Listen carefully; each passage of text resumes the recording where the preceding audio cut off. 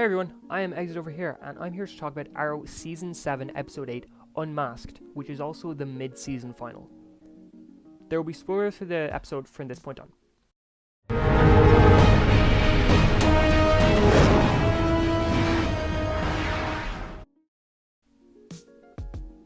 So, Arrow had its mid-season final this week, and it was quite an interesting episode.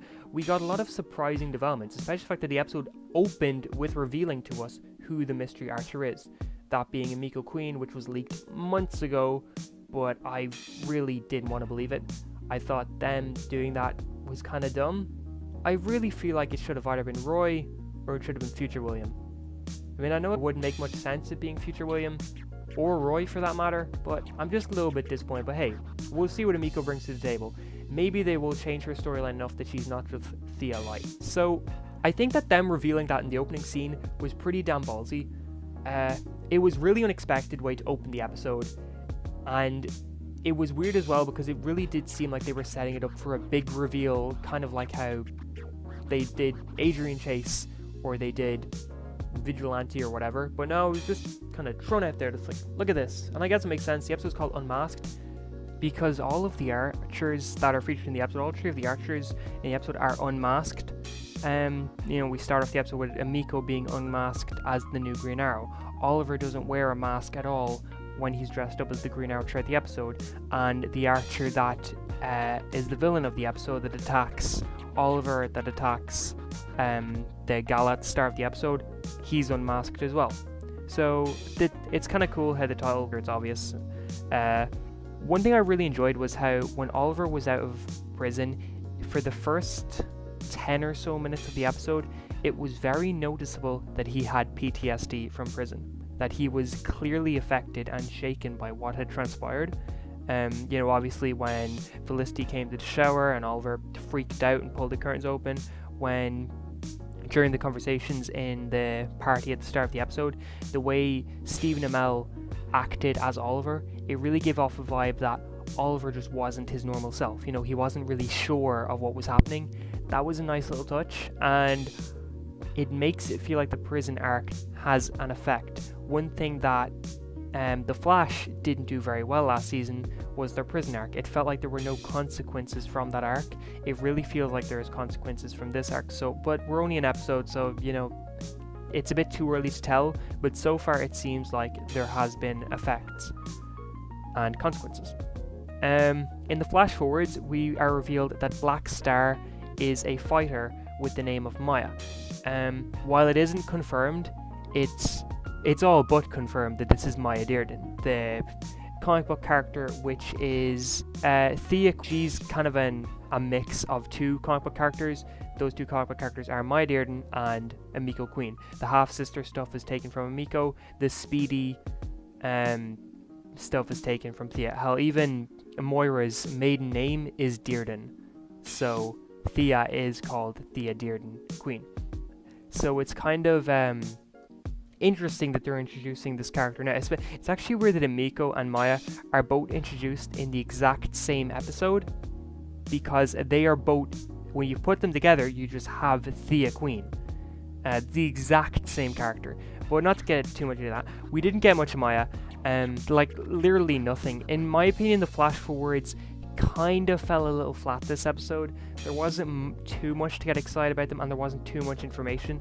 The most information we got from the flash forwards were that what Roy came back to Star City for was because on the note that was hidden inside Oliver's bow was a symbol for the Mark of Four, which courage, compassion, selfishness, and loyalty, and all the people closest to Oliver got them. We know that Oliver probably has one, we know that Roy has one, we know that Dinah has one.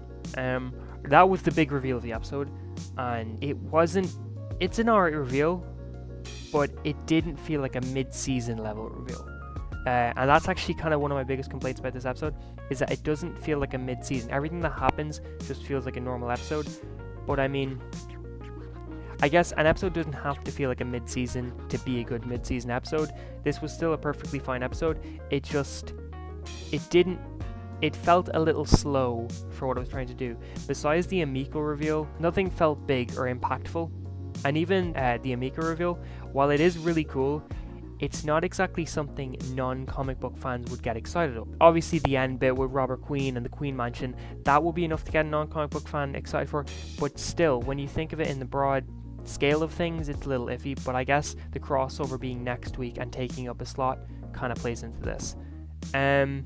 We had the return of Max Fuller, a character who appeared once in Season 1, Episode 3, was never seen or heard from again, and he did jack shit in his episode.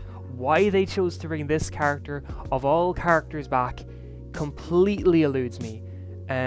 We were told a day before the episode aired that Max Fuller was back for one specific reason, so everyone was going like, okay, so maybe he's back because he wants revenge on Laurel or something, because Laurel beat him up in his club. Nope, he's back because he wants to kill his old college friends, so that's something. But why did he need to come back to Starling City to do that? I just, it was nice seeing him again. It's always nice seeing old characters again, but I mean, he's the most obscure, random, out of nowhere character, and I don't know why they chose him. Another small complaint I have about the episode is Dinah Drake. So, as a lot of people probably know, she seems to be one of the most disliked parts of this season. Early in the season, when she was arresting Renee, when she was all against vigilantes and all that, it was kind of annoying. It was, but we did need a character to be that kind of the hard character, but it didn't do her character any favors. It didn't make her very likable. This episode, it feels like they tried to change that, because she was all for vigilantes this episode. She literally told Oliver to put back on his suit and to go out there and work for the SCPD as Green Arrow. She's also seems to be all for Wild Dog again, or at least all for Renee doing what he wants again, which is a crazy circle that they've done on this character in the span of about 3 episodes. And it would have been fine if there were more development on it, but it feels really forced, and I just thought it was kind of out of place, and they could have handled that a little bit better. A plus for this episode was Oliver going out as the Green Arrow without the hood and without the mask. It was a nice change, and it actually, I think he looks cooler when he just goes out with the hood up and he's just shooting people with his arrows with his face out. It's pretty damn cool, and I'm really intrigued to see where they go with this, with him being just out there working for the SCPD. I kind of hope that he doesn't go back to wearing the mask, but then again, it's such a part of his character that I wouldn't mind seeing it every once in a while. The last kind of big thing I want to talk about this episode was that Ricardo Diaz wasn't killed last episode. I know that I mentioned in my last review that I personally didn't think he was dead, even though everybody else kind of did. It was revealed that he was alive. I could definitely see why somebody last episode thought he was dead, and I think that they should have made it much clearer that he was still alive, because the way Oliver closed the cell door really made it feel like he was locking Diaz in to die, but that's not what happened at all.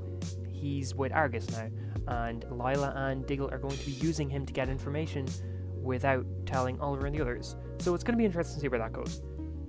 But I'll admit, I'm not as interested as I would be.